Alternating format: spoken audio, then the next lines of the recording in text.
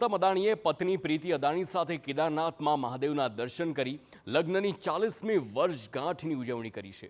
આ પ્રસંગે વીતેલા 4 દાયકાની સફરને યાદ કરી પત્ની પ્રીતિ અદાણીને તેમના જીવનમાં માત્ર એક સાથી જ નહીં પરંતુ દરેક પડકારમાં અને સફળતામાં એક મજબૂત આધાર ગણાવ્યો। કેદારનાથમાં દર્શન દરમિયાન તેમણે દેશની નિરંતર પ્રગતિ, સમૃદ્ધિ અને શક્તિ માટે પ્રાર્થના કરી છે। સાથે જ રાષ્ટ્ર નિર્માણમાં સૌને પોતાનું શ્રેષ્ઠ યોગદાન આપવાની પ્રેરણા મળે તેવી મનોકામના પણ વ્યક્ત કરી છે।